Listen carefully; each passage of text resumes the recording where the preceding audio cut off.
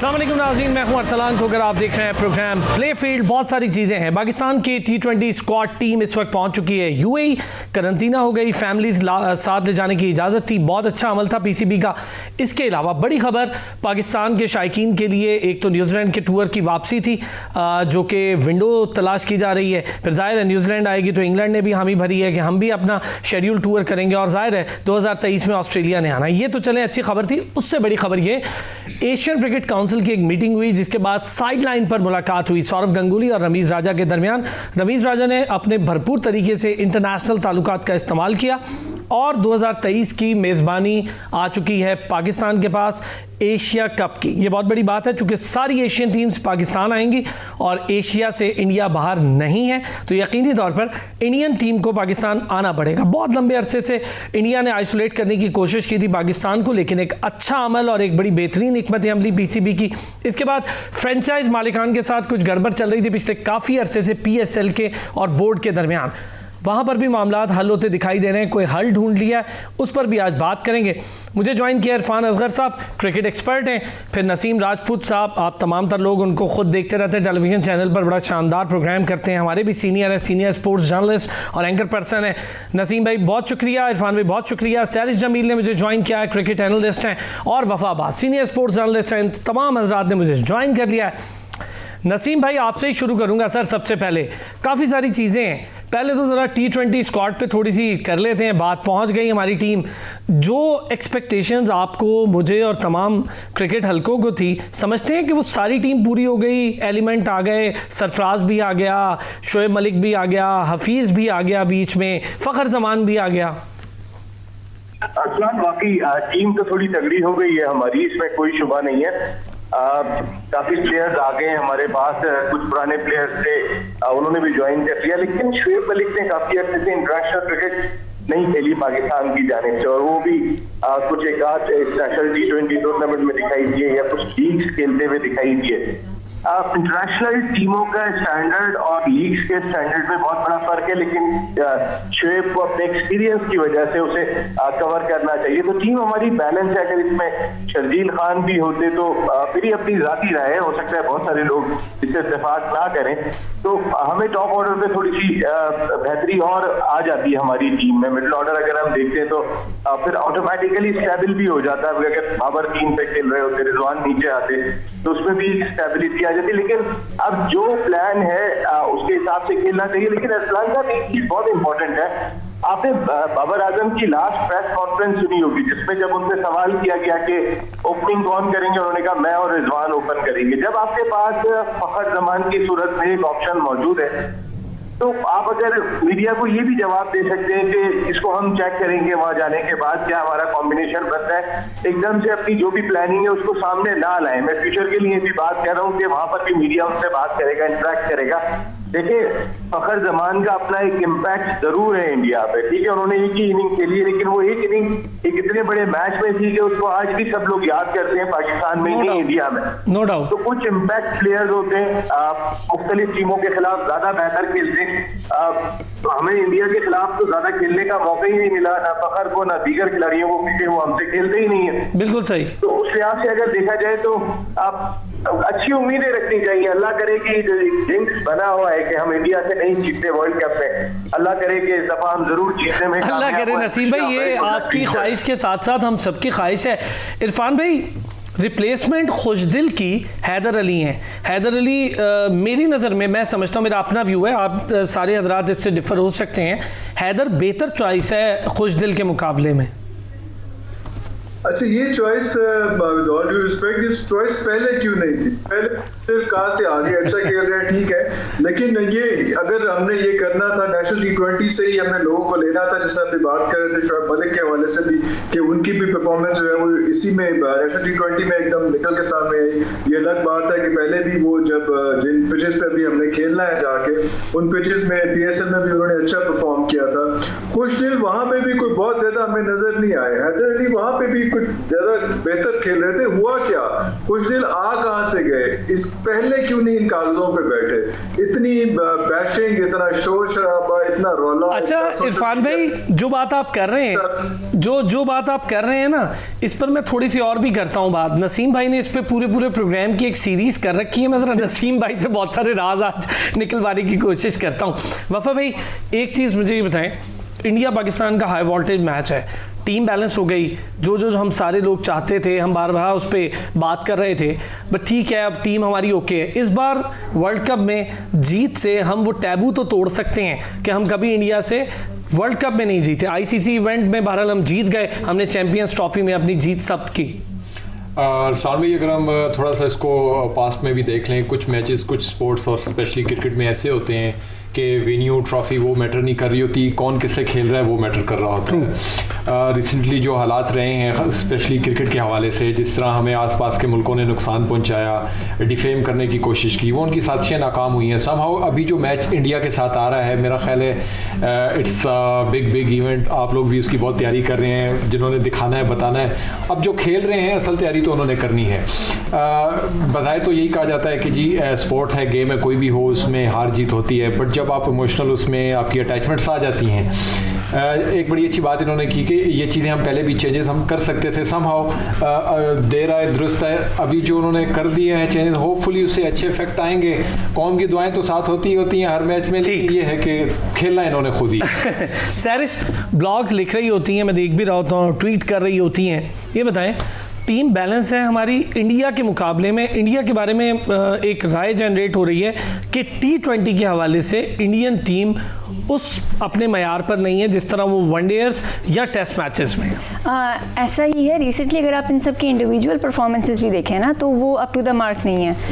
खासतौर पे कोहली उस तरह फॉर्म में नहीं। एग्जैक्टली, कोहली फॉर्म में नहीं है। और उनका जो मेन इंडिया पाकिस्तान का जो, अगर आप देखें, एक डिफरेंस आ रहा है, वो उस जगह आ रहा है कि पाकिस्तान में ज़्यादा एंकर्स हैं जो मैंने देखा है। ठीक है, हिटर्स तो ऊपर लाइक एक हैदर है जिसे आप पावर हिटिंग, फखर जमान हो गया, बाकी सारे इन्होंने एंकर्स रखे हुए हैं। ये आप ठीक कह रही हैं। ये थोड़ा ना डिफरेंस आ रहा है। और ये मुझे लगता है कि ये जितना हमें सपोर्ट कर सकता है उतना ही हमें बैकफायर भी कर सकता है, क्योंकि ये इंडिया के खिलाफ एक कंप्लीट कॉन्ट्रास्ट आ रहा है। ये मेरा ओपिनियन है। अच्छा ये बताएं सारे हजरात, मैं ज़रा नसीम भाई से बीच, नसीम भाई ये जो बात की थी इरफान ज़हीर साहब ने, मैं आप दो हजरात से, इसमें नसीम भाई आपने इस पर प्रोग्राम भी किया, मुझे पता है सरफराज के साथ भी किया था, दीगर प्रोग्राम, ये आखिरी टाइम पे क्यों सिलेक्शन हो जाती है? जब हमें पता होता है हमने लड़के चेंज करने हैं, तो हम इतनी जल्दबाजी में टीम स्क्वाड अनाउंस ही क्यों कर देते हैं?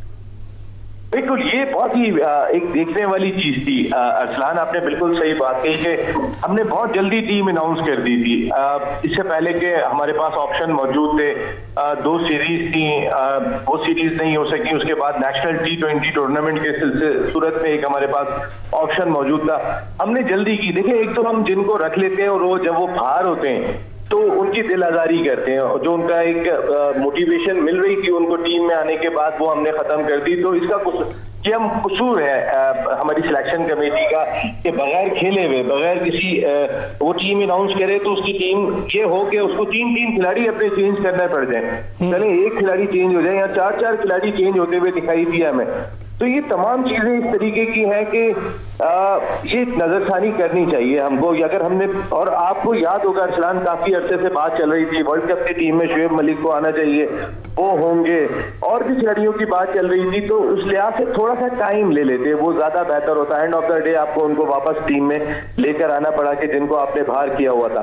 तो दिल आजारी है, लेकिन दिल छोटा नहीं करना चाहिए। सब बहुत टैलेंटेड है जो खिलाड़ी बाहर हुए। ये बात है नसीम भाई कि अब तो हमने आगे खेलना है। आप सारे हजरात मेरे साथ ही मौजूद हैं, एक ब्रेक लेता हूँ, ब्रेक से वापस आते हैं तो बात करेंगे इस वक्त जो पाकिस्तान की टीम है उसका थोड़ा सा कंपैरिजन करेंगे इंडिया के साथ। उसके बाद एशियन क्रिकेट काउंसिल की जो मीटिंग हुई वो खासी हौसला अफजा है पाकिस्तान क्रिकेट बोर्ड के लिए। बहुत सारे उसके पॉइंट्स हैं, इस पर बात करेंगे ब्रेक के बाद।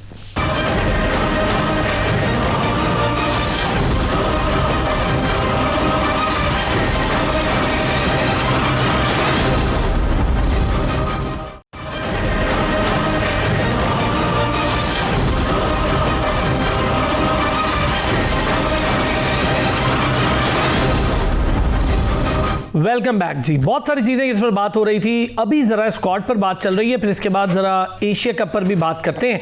अभी ज़रा सिलेक्शन और जो मिडिल ऑर्डर ओपनिंग मामला जिस पर बात करते हैं, बाबर आजम और रिजवान अगर ओपनिंग करते हैं, सैरिश ये कह रही थी कि एवरेज का बड़ा डिफरेंस है, दोनों थोड़ा स्लो खेलते हैं। पहले 10 ओवरों में अगर 60-70 रन होते हैं तो अगले 10 ओवर्स के लिए हमारा मसला बन जाता है कि वो जो लोग अगले 10 ओवर खेलने आते हैं उनमें से भी जो मिडिल ऑर्डर के बैट्समैन होते हैं वो थोड़ा स्लो खेलते हैं, और जो हमारे ओपनिंग बैट्समैन है वो अक्सर मिडिल ऑर्डर में आजकल खेलते दिखाई दे रहे हैं। इरफान असगर साहब, नसीम भाई जिसका जिक्र कर रहे थे, मैं चाहूँगा ज़रा इसी बात को आगे बढ़ाते हैं। आपने पहले इसका जिक्र किया तो आप ही की बात को मैंने आगे बढ़ाया। अब हम मिडिल ऑर्डर के तौर पे फ़खर जमान को अगर देखें तो क्या फ़खर काफ़ी लंबे अरसे से हम देख रहे हैं, पर वो अपने पोटेंशियल के मुताबिक मिडिल ऑर्डर में अब तक वो परफॉर्म नहीं कर पाया। अच्छा, इसमें सूरत बिल्कुल ऐसी बन रही जैसे भी थोड़ी देर पहले ब्रेक से मैंने डिस्कस भी हुआ था कि ओपनिंग का किस टीम के साथ ओपनिंग कैसे खेलनी है। अगर हम फखर से दहशत ज़दा है अभी तक इंडिया पिछले मार्के के हिसाब से, तो शायद इधर थोड़ा सा सरप्राइज देना चाहिए और फखर को ओपनिंग में लाना चाहिए। उसमें मे बी बाबर 1 डाउन आ जाए शायद, या जिस तरह से भी सूरत बनेगी, फखर को 1 डाउन या 2 डाउन की जगह पे मेरा ख्याल है कि एक टेरर बना हुआ है इंडिया के सामने। ये सब न्यूजीलैंड के साथ या बाकी टीमों के साथ जो है आप ये कर सकते हैं कि फखर को एक्सपेरिमेंट कर लें, लेकिन लगता यही है, होना भी शायद इस तरह से चाहिए कि कम से कम इंडिया के साथ जो है वो फखर जमान के साथ हमें बिल्कुल बैट ओपन करना चाहिए, और उसके बाद भी देखें क्या सूरत बनती है। उसके बाद मिडिल ऑर्डर में तो अभी हमारे पास पहले इतने ज्यादा लोग हो गए, मैं भी लिस्ट में सामने है, मैं देख रहा था कि उसमें आप हैदर खिलाएंगे, शुएब मलिक को खिलाएंगे, सरफराज कहाँ जाएंगे, वो आसिफ भी है, आसिफ भी, अच्छा वो छुप गया था मेरी नजर से के लिए। तो वो जो हमें इसमें टॉप ऑर्डर जो है जहाँ से स्टार्ट करना है, जहाँ से इनिंग शुरू करनी है, मेरा ये ख्याल है कि अगर आई भी गिवन है और चांस तो फिर मैं शायद फखर के साथ जाऊँ ओपनिंग के। फखर और बाबर हो जाएं या फखर और रिजवान हो जाए, पर मेरा ख्याल है बाबर हो जाए। बाबर इस वक्त फुल फॉर्म में भी, अगर एक स्ट्राइकिंग एंड बाबर संभाल के रखे तो मेरा ख्याल है दूसरे प्लेयर को ये मौका मिल सकता है। फखर रिजवान हो जाए। बाबर का हम ये देखते हैं कि बाबर जो है वो विकेट तो बचा लेते हैं, लेकिन एंड में वो मैच विनिंग में थोड़ा से मसाइल आते हैं उनके, क्योंकि कुछ बहुत ज्यादा खेल जाते हैं। सर वो इरफान भाई अकेला, अब वो अकेला कितना खेलेगा, सारे उस पर डाल के बैठ जाते हैं। वफा भाई मजबूरी है ये, उसमें ये हम पहले मिसबा के लिए भी करते रहे, फिर टुक टुक करता है, फिर बाद में कोई लोग कहते हैं कि किस तरह से अकेला कैसे खेलेगा ये। अच्छा चलिए, ये एक पॉइंट आपका मैंने ले लिया, ये बात ठीक है कि मिसबा का कंपैरेटिवली आप बात करें। वफा भाई एक तो पहले ज़रा मैं आपसे थोड़ा सा डिफरेंट डिस्कशन है, मीटिंग हुई है सौरभ गंगुली की रमीज़ राजा के साथ। अच्छा, ये हेल्दी साइन है पाकिस्तान के लिए, 2023 की मेज़बानी भी मिल गई है हमें। अब ज़ाहिर है मेज़बानी मिलने का मतलब ये है कि इंडिया ने भी पाकिस्तान आना है।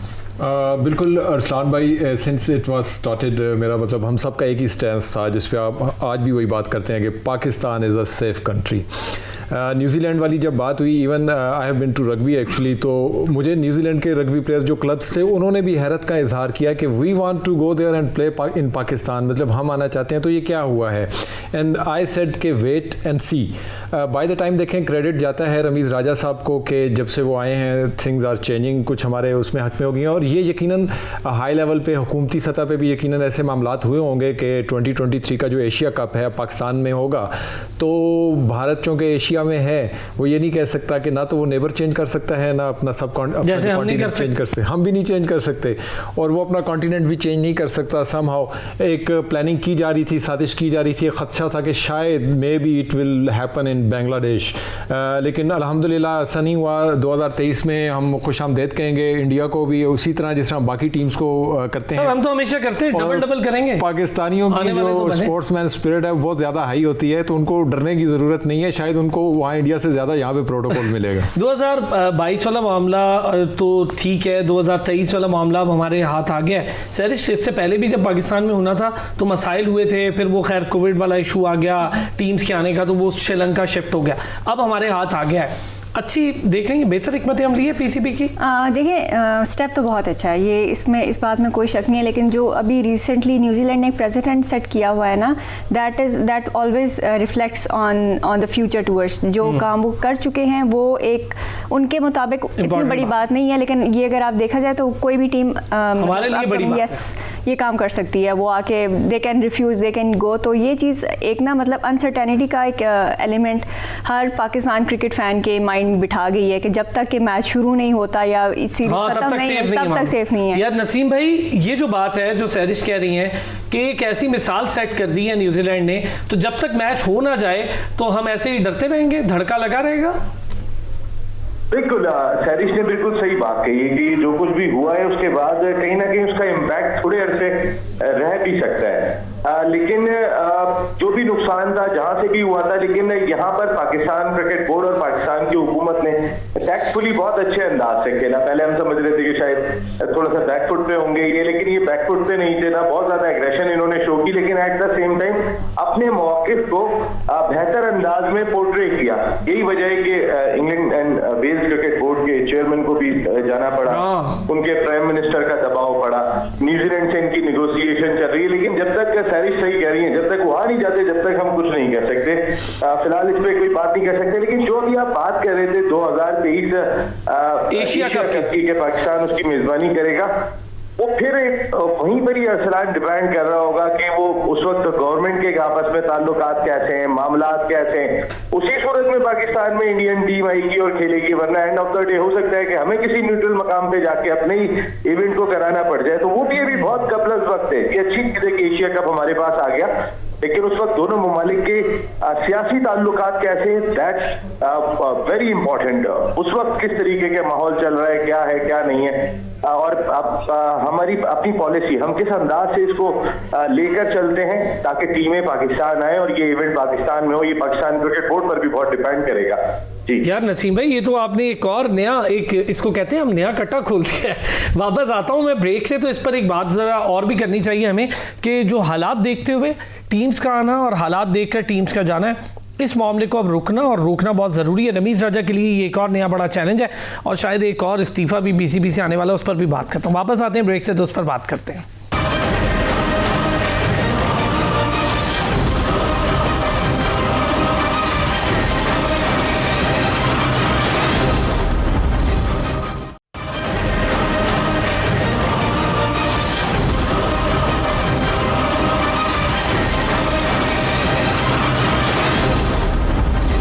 वेलकम बैक जी। इंटरनेशनल पॉलिटिक्स और क्रिकेट के दरमियान होने वाली पॉलिटिक्स पर बात हो रही थी। नसीम भाई, एक चीज़ ज़रा मैं आपसे ही शुरू कर लूँ सर। पीएसएल फ्रेंचाइज वाला मामला भी काफ़ी देर से बड़ा मुश्किल हालात में चल रहा था। कभी कोई कुछ कह देता था, हम सुनते थे, कभी कोई फ्रेंचाइज कोई हल सुना है, निकाल लिया है अब इन्होंने, और कोई प्लेयर्स जो इंटरनेशनल प्लेयर्स हैं उनके भी कोई पैसे बढ़ाने की बात हो रही है। तो ये एक अच्छा कदम नहीं है रमीज़ राजा का? वो तो खैर पहले से कहते थे। देखिए, कहीं ना कहीं अगर रमीज़ राजा साहब फ्रेंचाइजर्स को मुतमईन करने में कामयाब हुए तो ये पाकिस्तान क्रिकेट के लिए अच्छी खबर है। ये तमाम के तमाम अरसलान वो फ्रेंचाइजर ने सॉरी इन्हें नहीं पता था पाकिस्तान सुपर लीग कैसा प्रोडक्ट बनना है, लेकिन वो पाकिस्तान के नाम के साथ आके खड़े हुए थे। अगर आज वो मसाइल से दो चार हैं तो फिर उनको मसाइल से निकालना भी पाकिस्तान क्रिकेट की जो पैटर्न बॉडी है उसी की जिम्मेदारी है, पाकिस्तान क्रिकेट बोर्ड की जिम्मेदारी है, क्योंकि स्टेक होल्डर्स तो वो पाकिस्तान क्रिकेट बोर्ड के साथ मिलकर हैं। तो पाकिस्तान क्रिकेट बोर्ड तो अगर रमीज़ राजा साहब ने ये इक़दाम किया है, लेकिन मैं आपको कुछ इंटरनली बताऊं, अभी भी तहफ़्फ़ुज़ात हैं, लेकिन इस वक्त के हालात के अंदर उन्होंने कमिट इसलिए भी किया कि ये लीग सर पे आ गई है और ये किसी तरीके से रुकनी नहीं चाहिए। लेकिन शायद ये मामला दोबारा अरसलान जो है वो सर उठाए, क्योंकि अगर 7वें एडिशन के बाद भी सूरत हाल कुछ इसी तरीके की रहती है तमाम मैचेस पाकिस्तान में होने के बाद और वो प्रॉब्लम का शिकार होते हैं, तो शायद ये दोबारा टेबल टॉप पे आएंगे तमाम के तमाम फ्रेंचाइजर्स और आके बात करेंगे। अच्छा नसीम भाई, माजरत एक चीज़ आपने जो इसी में कहा, मैं चाहूँगा इसमें एक ऐड भी कर दें। ये जो रमीज़ राजा की मीटिंग्स बिजनेस ग्रुप से हुई हैं, अच्छा साइन नहीं है कि जाहिर है पाकिस्तान क्रिकेट में पैसा हो, इन्वेस्टर्स हों, स्पॉन्सर्स हों, तो हम अपनी क्रिकेट को वापस उस जगह ले जा सकते हैं जहाँ पर पाकिस्तान क्रिकेट बोर्ड को सोने की चिड़िया कहा जाता था। आप तो बेहतर जानते हैं। देखिए रमीज राजा साहब जितनी ट्रेडमिल करते हैं ना अरसलान, वो ट्रेडमिल तोड़ देते हैं, आप यकीन माने। वो इतनी अपनी फिटनेस का ख्याल रखते हैं और वो फिटनेस उनकी क्रिकेट बोर्ड में क्रिकेट में दिखाई दे रही है। वो जिस तेजी के साथ मीटिंग्स करते हुए दिखाई दे रहे हैं। आप बिजनेस कम्युनिटी के पास भी चले गए, तमाम जितने भी क्रिकेट से वाबस्ता लोग हैं वो डोमेस्टिक के लोगों से भी जाके मुलाकात कर रहे हैं, वो सभी के साथ मिलते हुए दिखाई दे रहे हैं। कभी वो थोड़ा सा ज्यादा भी बोल जाते हैं, जैसे सेनेट स्टैंडिंग कमेटी में थोड़ी सी ज्यादा वो बोल गए थे, क्योंकि वो कमेंटेटर भी रहे, वो अपना यूट्यूब चैनल भी रन करते रहे। तो कहने का मकसद है कि रमीज राजा साहब जो है ना वो मेहनत कर रहे हैं, एफर्ट कर रहे हैं, और अब बहुत सारी चीजें अगर वो थोड़ा ज्यादा बोल गए उसके बाद आपने देखा होगा वो खुद भी खामोश हो गए। उन्हें अंदाजा हो गया था कि वो थोड़ा सा एक्सिस में चले गए कि मोदी अगर पैसे बंद कर देंगे या फिर इंडिया से पैसा नहीं आएगा तो हमारे साथ ये हो जाएगा। बहुत सारी चीजें देखिए, उनकी बहुत सारी बातों में सच्चाई है अरसलान, इसमें मैं सब बातों में नहीं कह रहा हूँ, लेकिन बहुत सारी बातों में, लेकिन शायद वो बहुत सारी बातें हमें मुंह से अदा नहीं करनी होती हैं और वो मीडिया से भी दूर रखनी होती है, और एटलीस्ट चेयरमैन जैसे होते कि जाने से जो है वो इस तरीके की बात सामने नहीं जाए। रमीज भाई बहुत एफर्ट कर रहे हैं एंड सब उनको जो है वो हम सबको बैक करना चाहिए कि एक ऐसा चेयरमैन जो जरा एनर्जी के साथ काम कर रहे हैं, और इस वक्त हमारी क्रिकेट को एनर्जी की जरूरत है। चलें, ये एक अच्छा एस्पेक्ट है नसीम भाई। इरफान भाई आपका कमेंट इसी पर चाहूंगा। एक तो मसाइल हैं पीएसएल फ्रेंचाइज के, लेकिन बहरहाल उसको हल करने की कोशिश हो रही है। मुझे लगता है कि रमीज राजा कुछ स्टेप्स बहुत अच्छे भी ले रहे हैं। अच्छा, रमीज राजा के हवाले से जो सबसे बेहतर बात नजर आ रही है वो ये है कि शायद उनको पता है कि एग्जैक्टली प्रॉब्लम कहाँ पे है। गुड, वो ढूंढ कर रहे हैं, वो एग्जैक्टली उन्हीं पॉइंट्स को हिट कर रहे हैं। वो फ्रेंचाइज है या नहीं है, ये जैसे भी बात हुई कि लफ्ज बहुत भारी था, टेक इट और गिव इट, जो फर्स्ट फ्रेंचाइज के साथ वो इनकी डिस्कशन हुई थी, बड़ा जुमला था, नहीं होना चाहिए था, पता नहीं मीडिया ने उठाया या क्या हुआ, लेकिन वो बड़ा जुमला था। इस किस्म की बात नहीं होनी चाहिए। एग्रेसिव है, कमेंटेटर है, फौरन से फट करके बोल देते हैं, उसमें वो अलग बात है, लेकिन एग्जैक्टली जहाँ पे प्रॉब्लम है वहाँ को उस एरिया को वो हिट कर रहे हैं। चलें, ये आपने एक अच्छा पॉइंट है कि जहां पर प्रॉब्लम्स हैं वो उसी एरिया को हिट कर रहे हैं, यानी दाएं बाएं नहीं जा रहे। सैरिश में चाहूंगा थोड़ा सा कमेंट इस पर आपका भी हो जाए। मैं अग्री करती हूँ इरफान भाई की बात से कि ये मतलब वो अंदर रह के ही नोज के कहाँ प्रॉब्लम है, लूप होल्स कहाँ पे, और उन्हें किस तरह आप सॉर्ट आउट कर सकते हो। और इसके अलावा जब तक आप अपनी प्रोडक्ट को इतना एम्पावर और स्ट्रेंथन नहीं करेंगे तो कोई और तो आके नहीं करेगा ना। तो दिस इज़ नेसेसरी कि आप पीएसएल को उस लेवल तक पहुँचाएं कि बाद में भी कोई टीम्स यहाँ पाकिस्तान को उस तरह से अंडरमाइन ना करें जिस तरह रिसेंटली हो चुका है। तो आई थिंक रमीज राजा मतलब वो काफ़ी मेहनत कर रहे हैं एंड आई अप्रिशिएट कि वो जिस तरह से एफर्ट्स कर रही है। सो यस जी जनाब वफा भाई, काफ़ी सारी चीज़ों का तो आपको पता ही है फ्रेंचाइज वाले मामले का। जी अरसलान, पहले भी इस पे आपने काफ़ी डिस्कशन कुछ प्रोग्राम्स में की थी। इसका अच्छा सलूशन यही है कि जिस तरह प्लेयर्स की जो है वो मनी, उनका पैसा जो है बढ़ा दिया जाए। ऑब्वियसली जो फ्रेंचाइज होल्डर्स हैं they are the main stakeholders. तो अब जब तक अगर उनको लॉस हो रहा है तो किस तरह उनका इंटरेस्ट उसमें डेवलप रहेगा। समहाउ अभी जो इतने फाइनेंशियल मॉडल मेरे ख्याल 3-4 पहले भी वो पेश किए गए, वो रिजेक्ट हो गए, फिर बात असम्बली में गई, वो भी रिजेक्ट हो गई। समहाउ अभी गिलानी साहब ने, तसद्दुक हुसैन गिलानी साहब ने रिपोर्ट जो है वो पीसीबी को तो दे दी है। देखें ये फ्रेंचाइज तक भी इंशाल्लाह पहुंचती है तो उम्मीद की जाती है कि किसी एक बात पे ये सब इकट्ठे हो जाएंगे, को मामला निकल आएगा। अच्छा जी, लास्ट टाइम है तो मैं चाहूँगा ज़रा आप लोगों से ये भी पूछ लूँ।